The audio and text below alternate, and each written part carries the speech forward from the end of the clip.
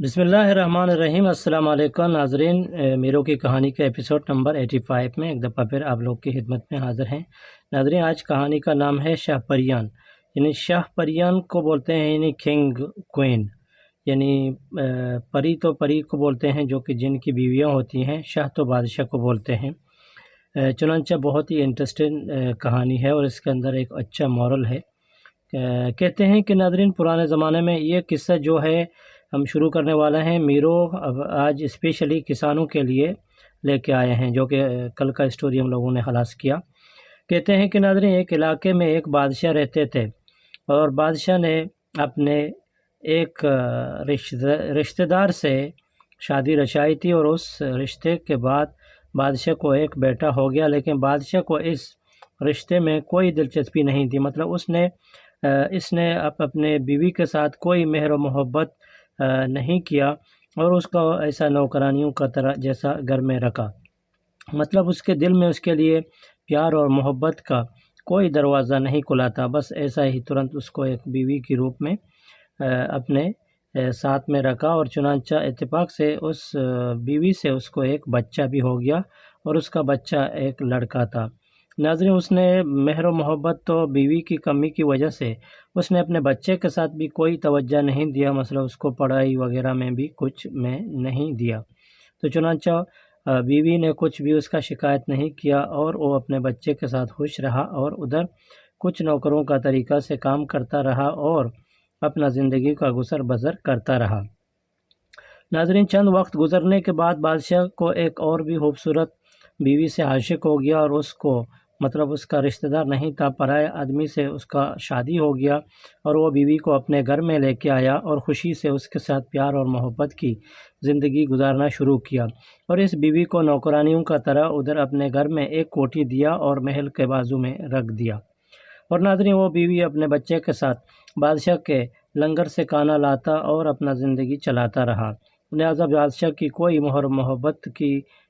نظر اس پر کبھی بھی نہیں پڑی، اور وہ اپنے نئے بیوی کے ساتھ بہت خوش و خرم سے زندگی گزارنے لگا۔ اور ناظرین، وقت کے ساتھ حالات بھی گزرتے گئے، اور اتفاق سے اس کو دوسری شادی سے 2 بیٹے پیدا ہو گئے، اور بیٹے بھی تھوڑا بڑا ہو گئے اور جوان ہو گئے۔ ناظرین، بیٹوں کو جوانی کے بعد اس نے ادھر ایک گھر میں ملا رکھا، اور ملا کو اس کا توجہ دیا تاکہ اس کے دونوں بیٹے کو اچھے تعلیم دیں اور اس کو پڑھا لکھا بنا دیں۔ تو ناظرین، چھوٹے لڑکوں کی طرف بادشاہ نے بہت زیادہ توجہ دیا، اور بڑے لڑکے کو بالکل نوکروں کا طرح اپنے دربار میں رکھا، اور کوئی انسان کو معلوم بھی نہیں تھا کہ یہ شاید بادشاہ کا لڑکا ہے یا کوئی نوکر ہے کہ روز ادھر ہاتھ بٹاتا ہے اور کام کرتا ہے، اور ادھر نہ جانے کیا کیا کام میں ادھر مگن ہے۔ تو ناظرین، بادشاہ کا وقت ایسا چلتا رہا، اور اتفاق سے اس کا بڑے بھی بیٹے کے ساتھ چھوٹے بیٹے بھی جوان ہو گئے اور جوانی کے جوش میں آ گئے۔ ایک دن ایسا ہو گیا کہ بادشاہ کا طبیعت اچانک خراب ہو گیا، اور اس نے بہت طبیبوں اور معالجوں اور ادھر کے ماہر ادھر کے جادوگر اور ماہر اور ملا متواؤں کو سب بلایا تاکہ حبیب اور طبیب سب اس کا علاج معالجہ کریں، لیکن بہت حبیب اور طبیبوں نے اس کا طبیعت کو دیکھا تھا کہ بادشاہ کا طبیعت اور بھی زیادہ ناساز ہونے لگا۔ بہت درمان اور دوائی کرنے کے بعد بادشاہ نے ٹھیک ہی ہونے کا نام نہیں لیتا رہا۔ اتفاق سے بادشاہ نے بہت بڑے طبیبوں اور وہاں کے پامسٹروں اور دوسرے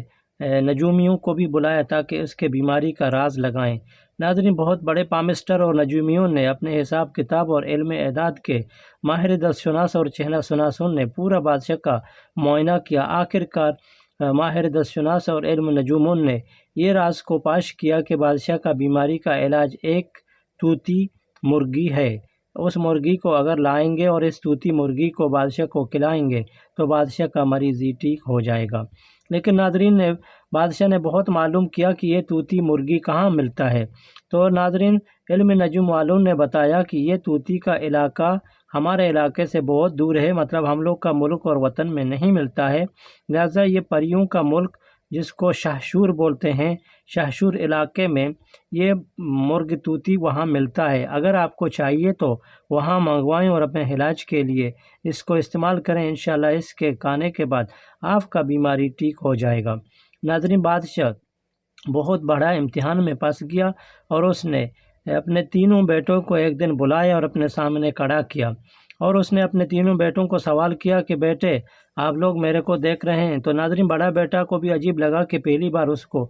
دونوں بیٹوں کے ساتھ بلایا اور ایسی حق دیا اور اس کو سامنے بات کرنے کے لیے بلا دیا۔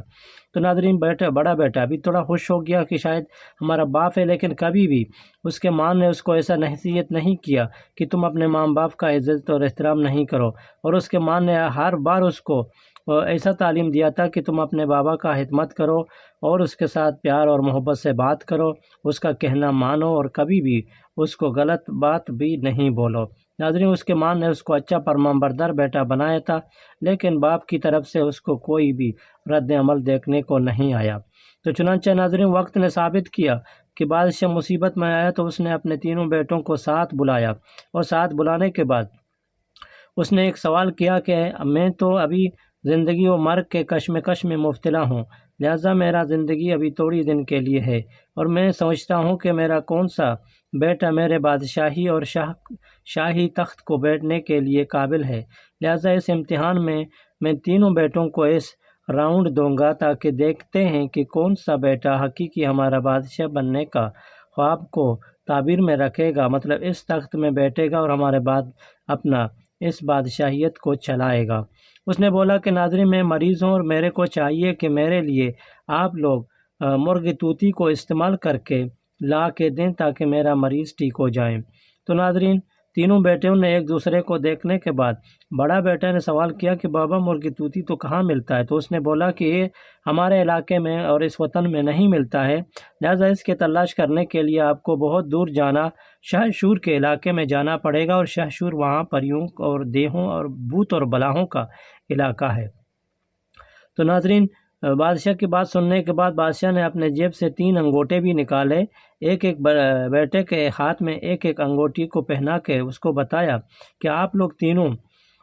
شاہ شور کے علاقے کو پانے کے لیے جائیں،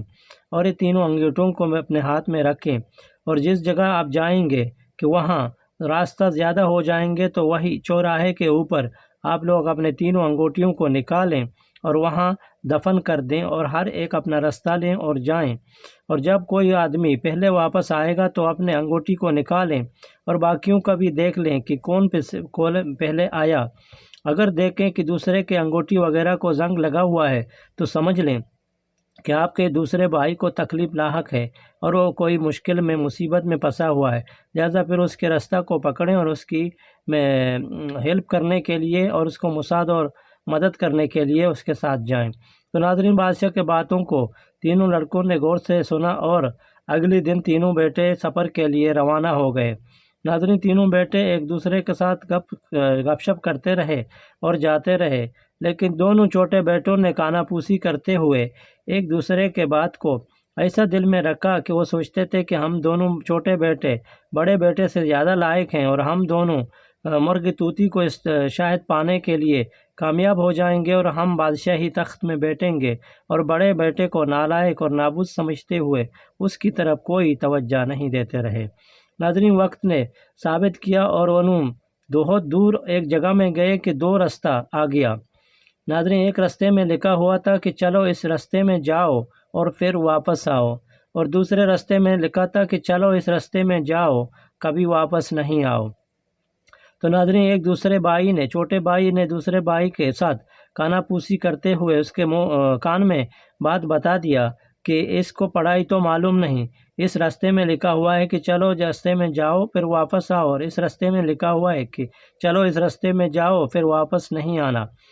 شاید تمہاری قسمت تم کو ساتھ دے تو وہاں آ سکتے ہیں، نہیں تو نہیں۔ ناظرین دونوں نے چالاکی کیا اور اس کو بتایا کہ اس چوراہے میں ابھی 2 راستے ہوتے ہیں، لہذا ہم دونوں بھائی ایک راستے میں چلیں گے اور تم ایک الگ راستہ میں جائیں۔ اس کو ناظرین جس راستے میں لکھا ہوا تھا کہ چلو اس راستے میں جاؤ پھر واپس نہیں آنا، اس کو وہی راستہ میں بھیج دیا، اور وہ دونوں یہی راستے میں گئے کہ چلو اس راستوں میں جاؤ پھر واپس آنا۔ تو ناظرین دونوں نے وہی راستہ اختیار کیا اور تینوں بھائیوں نے اپنے انگوٹی نکالے اور ادھر زمین میں کھڈا لگا کے زمین میں دفن کیا، اور ناظرین تینوں بھائیوں نے الگ راستہ اختیار کیا، مطلب بڑا بھائی نے یہی مشکل والا راستہ اور دونوں آدمیوں نے چھوٹے بھائیوں نے آسان راستہ کو اختیار کیا۔ ناظرین، بڑا بھائی چلتے چلتے آخر بہت دور گیا تو اس نے دیکھا کہ اس کے دل کے اندر پریشانی کے بادل منڈراتے رہے، اور اس پریشانی بادلوں نے اچانک ایک گرج چمک کیا، اور اس گرج چمک کے ساتھ ناظرین کچھ بوندا باندی ہوا، اور اس بوندا باندی سے اس کے دونوں آنکھوں کے اندر آنسو کے سیلاب ابھرتے رہے، اور آخرکار سیلاب کے پانی نے اس کے رخساروں کو تر کرتے ہوئے زمین تک گر گئے۔ مطلب اس کے دو قطرے آنسو زمین میں گر گئے کہ اس نے اپنے بھائیوں کو رخصت کیا، اپنے گھر کو رخصت کیا، اور اپنے بیمار باپ کو رخصت کیا، اور نہ جانے کیسی منزل میں روانہ ہے۔ ناظرین، اس آنسوؤں نے جب زمین میں گیا تو زمین کے جنگل کو ایسا توانائی دیا، اور پھر اس کے ذہن اور دماغ کو اتنا تر و تازہ کیا کہ اس کو ہمت دیا، اور اس کے کانوں کے اندر رینگتے ہوئے آواز ایک بوڑھی ماں کا آیا کہ دنیا ایک بے وفا جگہ ہے، اور یہ دغا بازی کا اسٹیج ہے، اس کے لیے تم فکر نہیں کرنا، اور اپنے حوصلے اور ہمت کو بلند کرنا اور آگے چلنا، اور جتنا زندگی کا رستہ ہے اس رستے کو اپنے زندگی کا کامیابی کے راستے اختیار کرنا اور چلے جانا، اور دبے پاؤں جانا اور ہمت نہیں ہارنا۔ ناظرین، اس کے رینگتے ہوئے کانوں کی آواز نے شاید اس کی بوڑھی ماں کے نصیحت تھے کہ اس کو ادھر دلاسا دیتے رہے۔ تو چنانچہ ناظرین اس نے اپنے دل کے اندر ہمت اور حوصلے کو بلند کیا، اور اس حوصلے اور ہمت بڑے بڑے چٹان کی طرح اس کے سامنے آئے، اور اس کو بہت تر و تازہ کیا، اور اس کے اپنے قدموں کو زور دیا اور راستے میں بہت زور سے چلنے لگا۔ ناظرین، اس نے دیکھا کہ آس پاس جنگل میں خوشی ہے، گھروں چرند پرند کا چہل پہل ہے، جنگل سبز ہیں، اور اس جنگل کو پار کرتے ہوئے آگے اس نے دیکھا کہ ایک باغ، مطلب ایک وہاں کیا بولتے ہیں کہ ایک وہاں خوبصورت فارم اس کو نظر آیا۔ دیکھا کہ ایک خوبصورت فارم ہے، اس کو پیاس اور بھوک بھی لگ گیا۔ ناظرین، چلتے چلتے وہ فارم کے اندر گیا تو اس نے دیکھا کہ اس کے اندر ایک بہت بڑا گرم پانی بھی بہہ رہا ہے، لیکن پانی کے بہنے کی وجہ سے پھر بھی اس کے اندر کے جو درخت ہیں وہ نیم مردہ حالت میں پڑے ہوئے ہیں،